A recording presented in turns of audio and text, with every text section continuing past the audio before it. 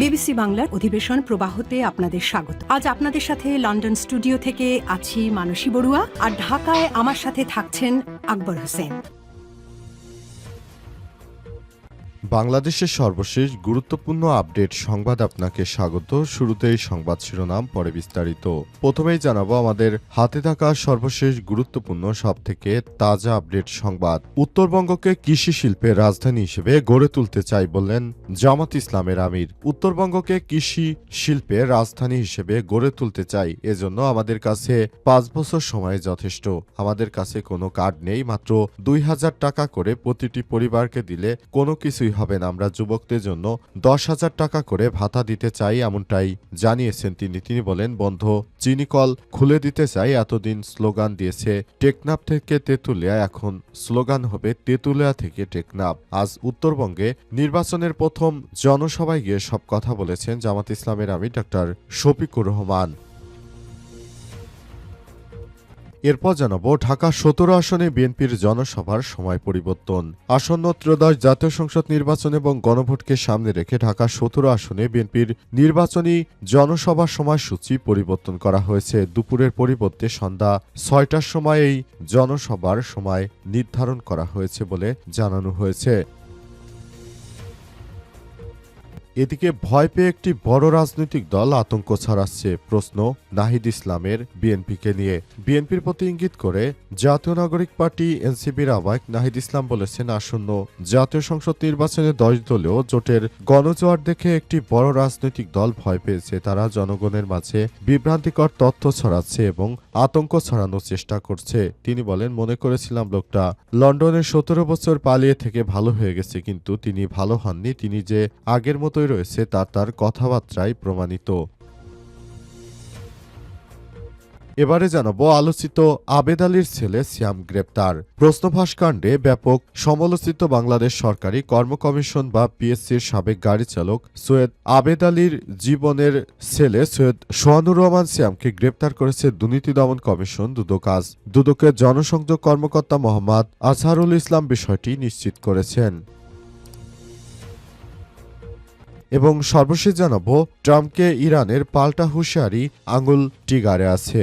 ইরানের অভ্যন্তরীণ বিক্ষোভ এবং পারমাণবিক কর্মসূচিকে কেন্দ্র করে ওয়াশিংটন ও তেহরানের মধ্যে চলমান উত্তেজনা এখন চরম পর্যায়ে পৌঁছেছে। আজ ইরানের ইসলামী বিপ্লবী গার্ডের commander general Mohammad Pakpour Washington এবং তার মিত্রদের সরাসরি সতর্ক করে দিয়েছেন বলে যে তার বাহিনীর আঙ্গুল এখন টিগারে রয়েছে। যে কোনো সময় যুক্তরাষ্ট্র যদি আমাদের উপর হামলার চেষ্টা করে তাহলে তাদেরকে গুড়িয়ে দেওয়া হবে, এমন হুঁশিয়ারি দিয়েছেন তিনি।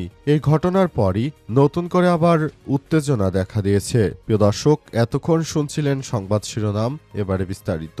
তবে তার আগে বন্ধুরা অনুরোধ থাকবে এই সংবাদটিতে একটি লাইক দিন। এই চ্যানেলে আপনি নতুন হয়ে থাকলে আমাদের সংবাদটি দেখতে দেখতে চ্যানেলটি সাবস্ক্রাইব করে রাখুন। কমেন্ট করে বন্ধুরা আপনার মূল্যবান মতামত জানিয়ে দিন আপনি বিশ্বের কোন দেশ থেকে বা বাংলাদেশের কোন স্থান থেকে আমাদের সংবাদটি দেখছেন এবং শুনছেন। আর বন্ধুরা, গাজা যুদ্ধে আপনি যদি নিরীহ ফিলিস্তিনিদের ভালোবেসে থাকেন, কমেন্টে ইয়েস লিখে পুরো বিশ্বকে জানিয়ে দিন। এবারে বিস্তারিত।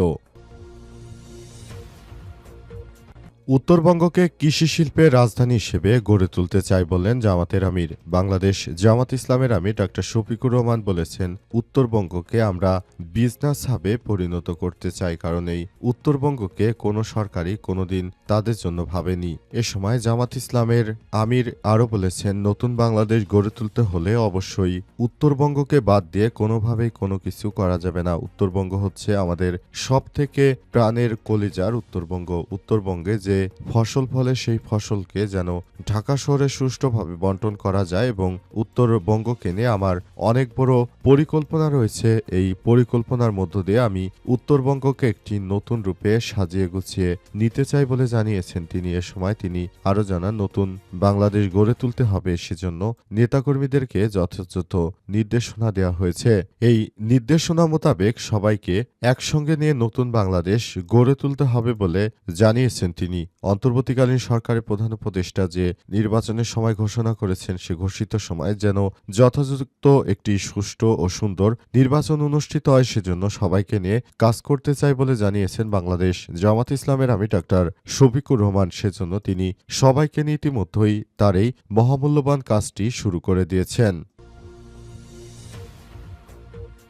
ঢাকা ১৭ আসনে বিএনপির জনসভার সময় পরিবর্তন।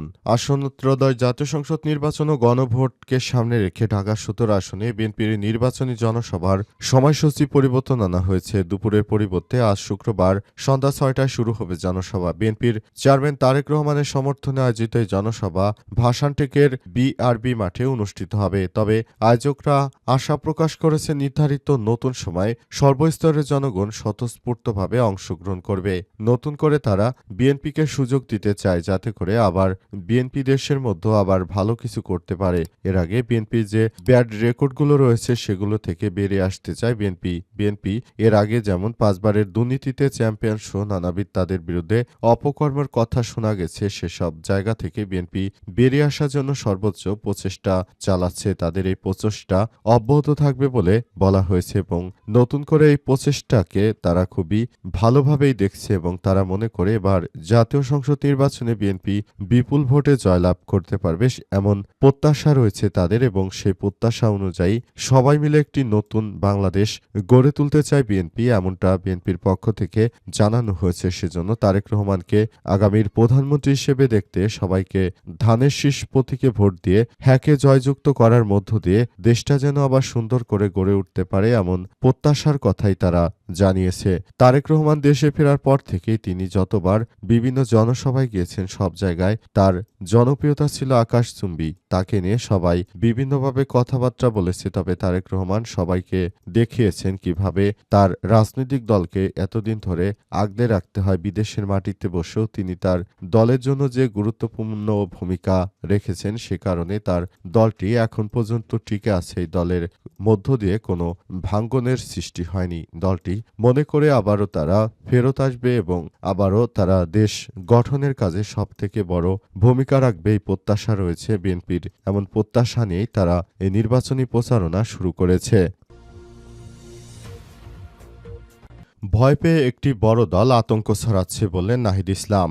জাতীয় নাগরিক পার্টি এনসিপির আহ্বায়ক নাহিদ ইসলাম বলেছেন, একটি রাজনৈতিক দল তারা প্রকাশ্যে আসতে ভয় পাচ্ছে, সেজন্য তারা আমাদের বিরুদ্ধে নানাবিধ অপকর্ম চালাচ্ছে বলে জানিয়েছেন তিনি। নাহিদ ইসলাম বলেন, এ রাজনৈতিক দলকে এদেশের মানুষ দেখেছে, তারা বাংলাদেশটাকে দুর্নীতিতে ৫ বার চ্যাম্পিয়ন করেছিল।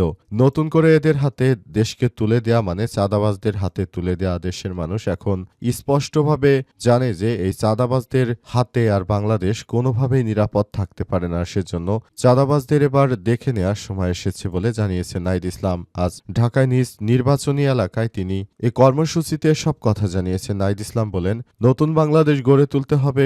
সমস্ত রাজনৈতিক দলগুলো এক হয়েছে আর চাঁদাবাজরা এক হয়েছে। এই চাঁদাবাজরা বিভিন্ন জায়গা থেকে চাঁদা কালেক্ট, মানুষকে পাথর মেরে হত্যা, পেট্রোল পাম্পে গিয়ে মানুষকে পেট্রোলের টাকা না দিয়ে গাড়ি চাপা দিয়ে মানুষ হত্যা সহ এমন কোনো অপরাধ নেই যা এই রাজনৈতিক দলটি করেনি। তারা নতুন করে বাংলাদেশকে আর কি দেখাবে? এই মুহূর্তে তারা যে ধরনের কর্মকাণ্ড শুরু করেছে, এদের বিরুদ্ধে বাংলাদেশের মানুষ এখন আর এদের কোনো কথাই বিশ্বাস করবে না, কারণ এরা হচ্ছে ধোঁকাবাজ, প্রতারক। এই প্রতারকরা দীর্ঘ সময় ধরে বিদেশে এদেশ থেকে অর্থ নিয়ে তারপর সেই অর্থ দিয়ে বিদেশে বসে বিলাসী জীবনযাপন করেছে। এখন নতুন করে তারা আবার দেশে ফিরেছে নির্বাচন উপলক্ষে। নির্বাচনটা হয়ে গেলে আবারও বিদেশে টাকা পাচার করতে শুরু করবে। এজন্য আপনাদের সবাইকে বলতে চাই, আপনারা নতুন করে বাংলাদেশে যে গণজাগরণ সৃষ্টি হয়েছে, গণজাগরণের সঙ্গে সুরে সুর মিলিয়ে নতুন করে বাংলাদেশটাকে গড়ে তোলার ব্যাপারে আমাদের সর্বোচ্চ সহযোগিতা করুন বলে এমন প্রত্যাশা করেছেন বিএনপির এনসিপির এই নেতা নাহিদ ইসলাম এবং নিজ নির্বাচনী এলাকায় গণসংযোগ করে সবার কাছে দাঁড়িপাল্লার সঙ্গে শাপলাকলির প্রতীকেও ভোট চেয়েছেন নাহিদ ইসলাম। আলোচিত আবেদ আলীর ছেলে সিয়াম গ্রেপ্তার। প্রশ্নপত্র ফাঁসকাণ্ডে ব্যাপক আলোচিত বাংলাদেশ সরকারি কর্ম কমিশন পিএসসির সাবেক গাড়ি চালক সৈয়দ জাবেদ আলীর ছেলে সৈয়দ সোহানুর রহমানকে গ্রেপ্তার করেছে দুর্নীতি দমন কমিশন দুদক। আজ দুদকের জনসংযোগ কর্মকর্তা মোহাম্মদ আক্তার হোসেন ইসলাম বিষয়টি নিশ্চিত করেছেন। জানা গেছে প্রায় ৩ কোটি টাকার অবৈধ সম্পদ অর্জনের অভিযোগে তাকে গ্রেপ্তার করেছে। সৈয়দ সোহানুর রহমান ওরফে সিয়াম নিষিদ্ধ ছাত্রলীগের ঢাকা মহানগর উত্তর শাখা ত্রাণ ও দুর্যোগ ব্যবস্থাপনা সম্পাদক ছিলেন। প্রশ্নপত্র ফাঁসের নাম জড়ানোর পর তাকে বহিষ্কার করেছিল ছাত্রলীগ। ২০২৫ সালের ৫ই জানুয়ারি ৫,৩৭,০০,০০০ টাকার অবৈধ সম্পদ ও প্রায় ৪৫ কোটি টাকার অস্বাভাবিক লেনদেনের অভিযোগ আনা হয়। সৈয়দ আবেদ আলীর জীবন তার স্ত্রী শাহরিন আক্তার শিল্পী ও ছেলে সৈয়দ সোহানুর রহমান সিয়ামের নামে পৃথক ৩টি মামলা করেছিল দুদক। ওই মামলায় আজ সিয়ামকে গ্রেপ্তার দেখানো হয়েছে এবং সিয়ামকে গ্রেপ্তারের পর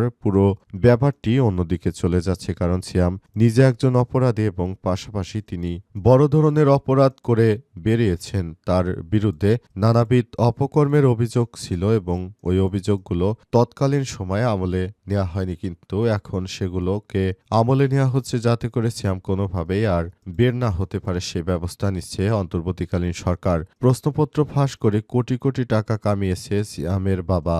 এই ঘটনায় আবেদ আলী সেই টাকাগুলো নাকি খরচ করে ফেলেছে এবং তার যে অবৈধ সম্পদগুলো অর্জিত ছিল সেই সম্পদগুলোর ব্যাপারটি এখন সবার সামনে স্পষ্ট হয়ে গেছে। তিনি বর্তমানে জেলে থাকলেও তার ছেলে বাইরে ছিল, তাকেও আজ ধরা হয়েছে বলে দুদকের পক্ষ থেকে নিশ্চিত করা হয়েছে। তাদের যথাযথ জিজ্ঞাসাবাদ করা হচ্ছে, ভবিষ্যতে তারা যেন এই ধরনের কোনো কিছুই করতে না পারে সেই ব্যাপারটি দেখা হচ্ছে।